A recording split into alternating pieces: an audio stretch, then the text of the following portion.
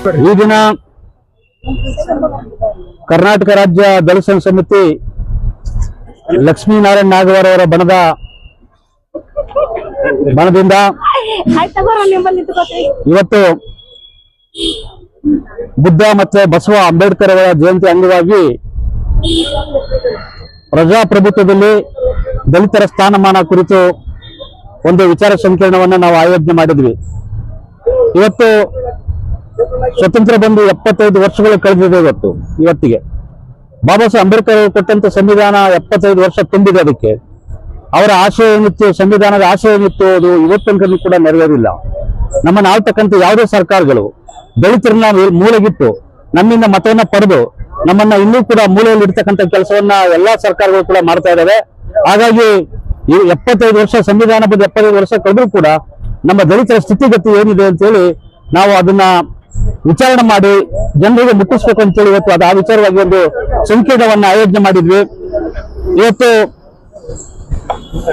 ದಲಿತರ ಸ್ಥಿತಿಗತಿ ಆರ್ಥಿಕವಾಗಿ, ಸಾಮಾಜಿಕವಾಗಿ, ಶೈಕ್ಷಣಿಕವಾಗಿ ದಲಿತರು ಹೇಗಿದ್ದಾರೆ, 75 ವರ್ಷ ಆದ್ರೂ ಕೂಡ ಹೇಗಿದ್ದಾರೆ ಅಂತೇಳಿ ಇವತ್ತು ಸುದೀರ್ಘವಾಗಿ ಒಂದು ಚರ್ಚೆಯನ್ನು ಮಾಡಿ ಕರ್ನಾಟಕ ಸರ್ಕಾರಕ್ಕೆ, ಕೇಂದ್ರ ಸರ್ಕಾರಕ್ಕೆ ಮತ್ತು ರಾಜ್ಯದ ಜನತೆಗೆ ನಾವು ಇವತ್ತು ಸ್ಥಿತಿಗತಿಗಳ ಬಗ್ಗೆ ಒಂದು ವಿಚಾರ ಸಂಕಿರಣ ಮಾಡುವ ಮುಖಾಂತರ ತಮ್ಮ ಮಾಧ್ಯಮದ ಮುಖಾಂತರ ನಾವು ಇವತ್ತು ಎಲ್ಲರಿಗೂ ಕೂಡ ಮುಟ್ಟಿಸ್ತಕ್ಕಂಥ ಪ್ರಯತ್ನವನ್ನು ನಾವು ಮಾಡ್ತಾ ಇದ್ದೇವೆ. 75 ವರ್ಷ ಆದ್ರೂ ಕೂಡ ಆರ್ಥಿಕವಾಗಿ, ಸಾಮಾಜಿಕವಾಗಿ ದಲಿತರು ಇನ್ನೂ ಮುಂದೆ ಬಂದಿಲ್ಲ. ಇನ್ನೂ ಕೂಡ ಹಾಗೆ ಹಿಂದೆ ಇದ್ದೀವಿ. ಶಿಕ್ಷಣದಲ್ಲಿರ್ಬೋದು, ಆರ್ಥಿಕವಾಗಿರ್ಬೋದು, ರಾಜಕೀಯವಾಗಿರ್ಬೋದು, ಶೈಕ್ಷಣಿಕವಾಗಿರ್ಬೋದು, ನಾವು ಇನ್ನೂ ಕೂಡ 75 ವರ್ಷ ಆದ್ರೂ ಕೂಡ ಇನ್ನೂ ಹಿಂದೆ ಇದ್ದೀವಿ ಅಂತಕ್ಕಂಥ ಆತಂಕ ನಮ್ಮೆಲ್ಲರೂ ಕೂಡ ಮೂಡಿದೆ. ಹಾಗಾಗಿ ಸಂಘಟನೆ ಇಡೀ ರಾಜ್ಯಾದ್ಯಂತ ಈ ಒಂದು ದಲಿತರ ಸ್ಥಾನಮಾನ ಕುರಿತು ವಿಚಾರ ಸಂಕಿರಣಗಳು ಮಾಡುವ ಮುಖಾಂತರ ಜನಜಾಗೃತಿ ಮಾಡಬೇಕು ಅಂತೇಳಿ ನಾವು ಇವತ್ತು ಸಂಘಟನೆ ತೀರ್ಮಾನ ಮಾಡಿ ಮೊದಲಿಗೆ ಇವತ್ತು ಬೆಂಗಳೂರಿನಲ್ಲಿ ಪ್ರಾರಂಭ ಮಾಡಿದ್ದೇವೆ. ಈ ಒಂದು ವಿಚಾರ ಸಂಕಿರಣ ಇಡೀ ರಾಜ್ಯಾದ್ಯಂತ ಇವತ್ತು ಚರ್ಚೆಯನ್ನು ಮಾಡುವಂತ ಪ್ರಯತ್ನವನ್ನು ನಾವು ಮಾಡ್ತೇವೆ. ಸರ್, ಅಧ್ಯಕ್ಷೆ, ನೂತನವಾಗಿ ಸರ್ಕಾರ ರಚನೆ ಆಗಿದೆ, ಅದರಲ್ಲಿ ಸಮುದಾಯಕ್ಕೆ ತೃಪ್ತಿ ತಂದಿದೆ ಸರ್ ಸಚಿವ? ಖಂಡಿತವಾಗ್ಲೂ ಕಾಂಗ್ರೆಸ್ ಸರ್ಕಾರಕ್ಕೆ ಕಳೆದ ಚುನಾವಣೆಯಲ್ಲಿ ನಮ್ಮ ಎಲ್ಲ ದಲಿತ ಸಮುದಾಯದವರು ಸೇರಿ ನಮ್ಮೆಲ್ಲ ದಲಿತ ಸಂಘಟನೆಗಳು ಕೂಡ ಒಟ್ಟಾಗಿ ಬಿಜೆಪಿ ಪಕ್ಷವನ್ನ ದೂರ ಬಿಡಬೇಕು, ಕಾಂಗ್ರೆಸ್ ಅಧಿಕಾರಕ್ಕೆ ಬರಬೇಕು ಅಂತೇಳಿ ಆಸೆ ಇತ್ತು. ನಾವು 90% ನಾವು ಕಾಂಗ್ರೆಸ್ ಪಕ್ಷಕ್ಕೆ ನಾವೆಲ್ಲರೂ ಕೂಡ ಓಟನ್ನ ಮತವನ್ನ ಹಾಕಿದ್ವಿ. ಆದ್ರೆ ಕಾಂಗ್ರೆಸ್ ಪಕ್ಷ ಕೂಡ ಅಷ್ಟೇ ನಮ್ಮಿಂದ ಮತವನ್ನ ಗಳಿಸ್ಕೊಂಡು ಅಧಿಕಾರಕ್ಕೆ ಬಂದಂತ ಪಕ್ಷ ಇವತ್ತು ನಮ್ಗೆ ಮುಖ್ಯಮಂತ್ರಿ ಸ್ಥಾನ ಕೊಡ್ತೀವಿ ಅಂತ ಹೇಳಿದ್ರು. ಮುಖ್ಯಮಂತ್ರಿ ಕೂಡ ಕೊಟ್ಟಿಲ್ಲ, ಒಂದು ಒಳ್ಳೆ ಮಂತ್ರಿ ಹುದ್ದೆಯನ್ನು ಕೂಡ ಕೊಟ್ಟಿಲ್ಲ. ಈ ಕಾಂಗ್ರೆಸ್ ಸರ್ಕಾರ ಕೂಡ ನಮ್ಗೆ ಇವತ್ತು ಅನ್ಯಾಯವನ್ನ ಮಾಡ್ತಾ ಇದೆ. ನಾನು ಒತ್ತಾಯ ಮಾಡ್ತಾ ಇದ್ದೇನೆ, ಇನ್ನೂ ಹೆಚ್ಚಿನ ರೀತಿಯಲ್ಲಿ ನಮ್ಮ ದಲಿತ ಸಮುದಾಯದ ಶಾಸಕರಿಗೆ ಮಂತ್ರಿನ ಕೊಡಬೇಕು ಅಂತೇಳಿ ನಾನು ಹೈಕಮಾಂಡ್ ಅಲ್ಲಿ ಮತ್ತು ರಾಜ್ಯ ಸಿದ್ದರಾಮಯ್ಯ ಸಾಹೇಬ್ರು ಇರ್ಬೋದು, ಡಿ.ಕೆ. ಶಿವಕುಮಾರ್ ಮುಖ್ಯಮಂತ್ರಿ ಡಿ.ಕೆ. ಶಿವಕುಮಾರ್ ಸಾಹೇಬ್ರಲ್ಲಿ ನಾನು ಒತ್ತಾಯವನ್ನ ಮಾಡ್ತೇನೆ. ಕಡೆ ಪ್ರಶ್ನೆ ಅಧ್ಯಕ್ಷ, ದಲಿತ ಸಂಘಟನೆಗಳು ಒಗ್ಗಟ್ಟಾದ್ರೆ ಬಲ ಬರುತ್ತೆ, ಇನ್ನೂ ಹೆಚ್ಚಾಗುತ್ತೆ, ಅವಾಗ ಸರ್ಕಾರಕ್ಕೆ ಮಣಿಸಬಹುದು ಅಂತ ಅನ್ಸಲ್ವಾ?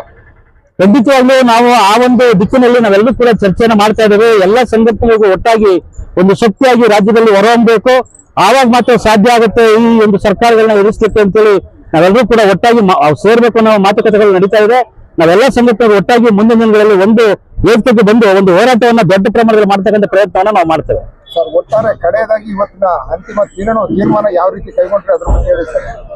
ಈ ಒಂದು ವಿಚಾರ ಸಂಕಿರಣದಲ್ಲಿ ನಮ್ಮ ಕೋಟಗಾಣಿ ರಾಮಯ್ಯನವರು ಕೂಡ ವಿಚಾರವನ್ನ ಮಂಡಿಸಿದರು, ನಮ್ಮ ಸಿ ನಾರಾಯಣ ಅವರು ಕೂಡ ವಿಚಾರವನ್ನ ಮಂಡಿಸಿದ್ದಾರೆ, ನಮ್ಮ ಸಂಘಟನೆಯ ಎಲ್ಲ ಸಿ ರಾವಣ ಅವರು ಕೂಡ ವಿಚಾರವನ್ನು ಮಂಡಿಸಿದ್ದಾರೆ, ನಮ್ಮ ಸಂಘಟನೆಯ ಎಲ್ಲ ಪದಾಧಿಕಾರಿಗಳು ಕೂಡ ಮಾತಾಡಿದ್ರೆ ಚರ್ಚೆ ಆಗಿದೆ. ನಾವೆಲ್ಲರೂ ಕೂಡ ಇವತ್ತು ಸರ್ಕಾರಕ್ಕೆ ಎಚ್ಚರಿಕೆಯನ್ನು ಕೊಡ್ತಾ ಇದ್ದೇವೆ. ಮುಂದಿನ ದಿನಗಳಲ್ಲಿ ನಮ್ಮ ದಲಿತರ ಬಗ್ಗೆ ಸರಿಯಾದ ರೀತಿಯಲ್ಲಿ ನೀವು ಎಚ್ಚರವನ್ನ ವಹಿಸಿಲ್ಲ ಅಂತ ಹೇಳಿದ್ರೆ, ನಮ್ಮ ದಲಿತರಿಗೆ ಸರಿಯಾದ ಸ್ಥಾನಮಾನ ಕೊಟ್ಟಿಲ್ಲ ಅಂತ ಹೇಳಿದ್ರೆ ಮುಂಬರುವ ಚುನಾವಣೆಯಲ್ಲಿ ನಿಮಗೆ ತಕ್ಕ ಪಾಠವನ್ನು ಕಲಿಸ್ತೇವೆ ಅಂತ ಹೇಳಿ ಕಾಂಗ್ರೆಸ್ ಪಕ್ಷದ ಹೈಕಮಾಂಡ್ಗೆ ನಾನು ಈ ಮುಖಾಂತರ ತಿಳಿಸಲಿಕ್ಕೆ ಪ್ರಯತ್ನವನ್ನ ಮಾಡ್ತೇನೆ. ರಾಜ್ಯ ಸರ್ಕಾರಕ್ಕೆ ಮತ್ತು ರಾಜ್ಯ ಸರ್ಕಾರದ ಆಳ್ತಕ್ಕಂಥ ಎಲ್ಲ ಮುಖ್ಯಮಂತ್ರಿ ಇರ್ಬೋದು, ರಾಜ್ಯದ ಅಧ್ಯಕ್ಷ ಇರ್ಬೋದು, ಮತ್ತೆ ಮಾಜಿ ಮುಖ್ಯಮಂತ್ರಿ ಸಿದ್ದರಾಮಯ್ಯ ಸಾಹೇಬರು ಕೂಡ ನಾನು ಹೇಳ್ತೇನೆ. ನನ್ನ ಹೆಸರು ಕೆಂಪಯ್ಯ ಸಾಗ್ಯ ಅಂತೇಳಿ DSS ರಾಜ್ಯ ಸಂಘಟನೆ ಸಂಚಾಲಕರು.